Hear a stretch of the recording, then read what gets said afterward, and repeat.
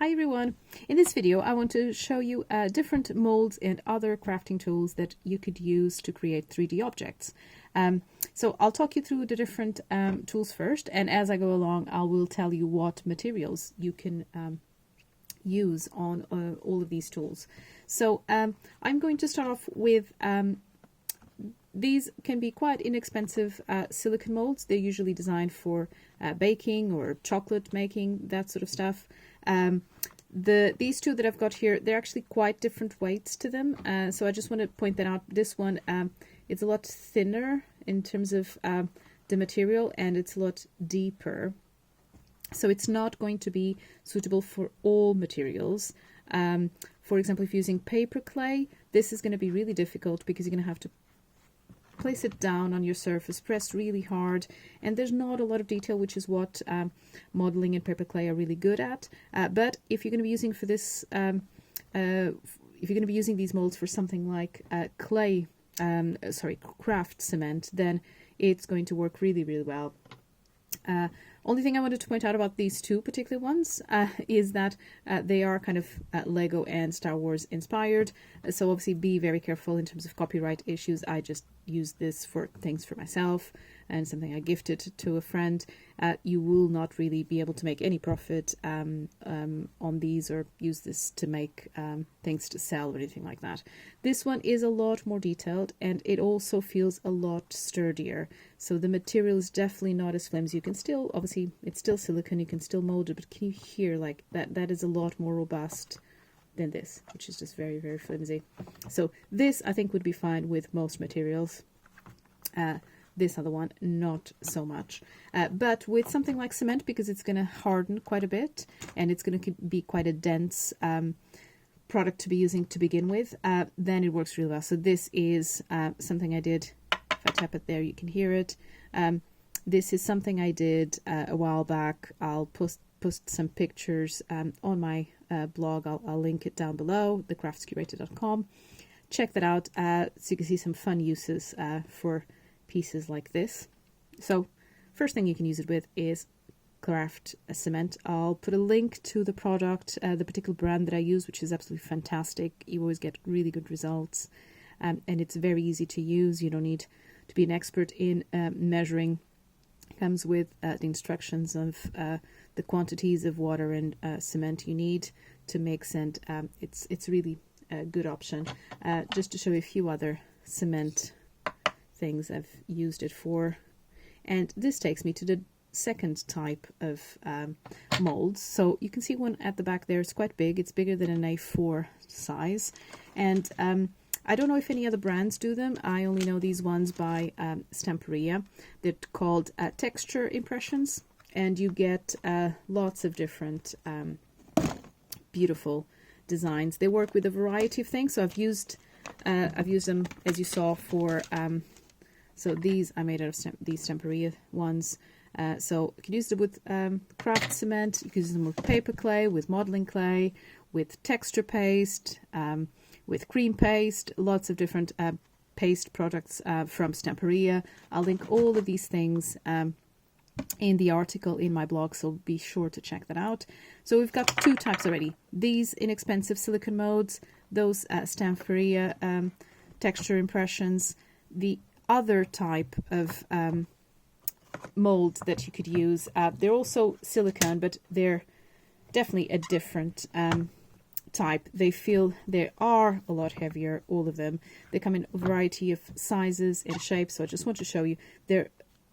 Don't be fooled by kind of, this one is really big and it's a different color and all the rest of it. This is all roughly the same material, which is definitely a different kettle of fish to these ones here. Most of these are also food safe, but if you are going to be using them for anything, any food creations, then don't reuse them for craft or vice versa. You want to keep one for food and one for edible items and one for your craft thing. Do not mix them up. So if there's a design you particularly love, you probably want to get two of those, one for each purpose. So these I think were the first ones I got years and years ago. These were Martha Stewart ones. They usually come in these smaller individual things. These usually a set of 3 or 4 of each different themes. I've got tons of these. I'm only showing you a small sample here, so there's lots of designs to pick from. Then this one, I believe that I'm going to try and find a link to this. Again, there's different designs available. This was originally designed for hot glue, so that's the other thing you can use in all of these, is something like what was I saying? Hot glue. Yeah, so hot glue and resin is what I was after. Not all of them are going to be appropriate for that, but definitely all of these quite dense. I mean, you can still bend them, which is why they're so easy to use. So you could still put your finger there, try to poke things out. They are fully blendable, but it's a lot harder to bend these than it is those ones.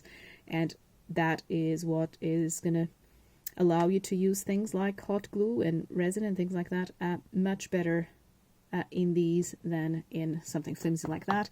And I would not recommend using anything hot in these ones because this is plastic, so I can imagine that it's not going to take very well to that. I haven't tried it. If you have and you think it works, please let us know in the comments.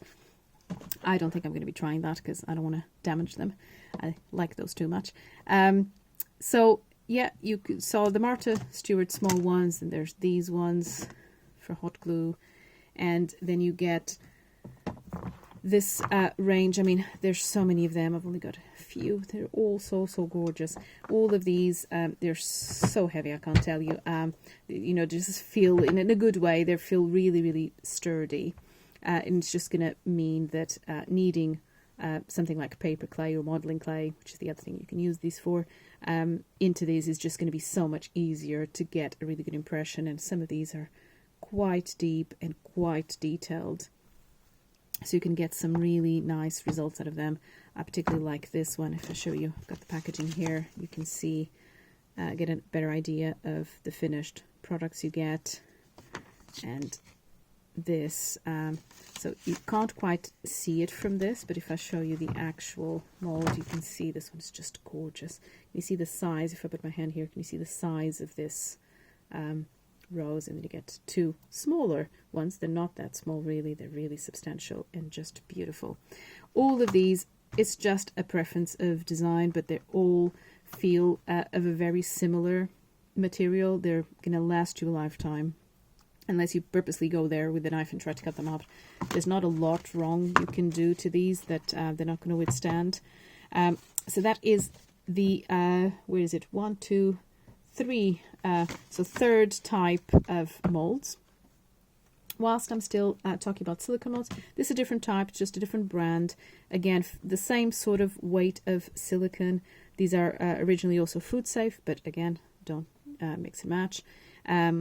And this is a really well-known, very excellent brand, UK brand called Katie Sue. So they have a variety of options available. And now the fourth type are these very thin. They're almost like, you know, as if they're kind of a rubber surface. This is by Ranger Ink. They're called texture threads. They have different names to them. This one used to be together, and I just cut it in half because these are kind of opposite emboss deboss designs. So you can use this again with a variety of texture pastes, cream paste, with paper clay, modeling clay. You could just knead it in here, and you could use perhaps a rolling pin if you don't want to just do it with your fingers, and just spread your material on these. And they are going to give you a really nice impression. They're particularly good for mixed media projects where you don't need to be completely neat. As you can see, this is a relatively small design because this is kind of a deboss, emboss, kind of mirror image of itself. So this is kind of a more lacy look. There's several of them. I think you can still find them around, but I've had these for years. They were part of a particular, I think it was Melted, the range that Ranger did for ultra thick embossing material. I can never say that.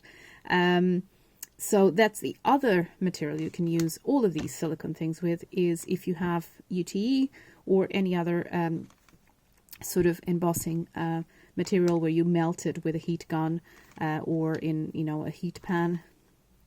And then you can pour it. Obviously, if you're doing that sort of stuff, be very careful not to burn yourself and take the necessary precautions. And the final thing I want to talk you through is how you can use your embossing folders. If you have no idea what embossing folder is, then go to my blog, and you probably want to check my other article on die cutting and embossing machines, and you'll understand how you use these for. So you can use traditionally they're designed for paper and card, but you can definitely use them for clay. And I have an example here, something I did. So this was using Das air dry clay. I cut a circle. I think it was kind of a scalloped circle, but it was completely flat. And then you just lay this over the top of something to get this shape, and it will, you know, so if you imagine a little pot or something, you let it air dry like that, and it will take its shape. And now it's, you know, it's not going to change its shape. It's now fully cured and dried. But can you see how it's got this debossed pattern all around? So I use that with this embossing folder. So you'd spread your shape. In this case, it was a perfect circle when it began. It could be an irregular shape. You will choose which side of the emboss or deboss you would want. So hopefully you can see that it's got these ridges, and you can choose if you want the pattern to be debossed or embossed in your material. So you pick which side, and then you can stretch it with a rolling pin or with your hands. I wouldn't recommend putting it through the die cutting machine. That's probably going to be then a bit too difficult to lift it off, but you can if you're using quite a lot of material and it's very thick. But you could usually just roll it with a pin, and it will take this impression beautifully, and that's how I've achieved this. So I think those are the main tools I wanted to show you of things you can use for your different materials, be it paper clay, hot glue, resin, modeling clay, or craft cement, or any of your texture, cream paste, that sort of stuff. Check out my blog, subscribe to my YouTube channel if you like this video, and give it a thumbs up. And I'd love to see and hear what you've created with all of these. And if you have any questions or comments, please do get in touch. Thank you very much for watching. Till next time. Bye.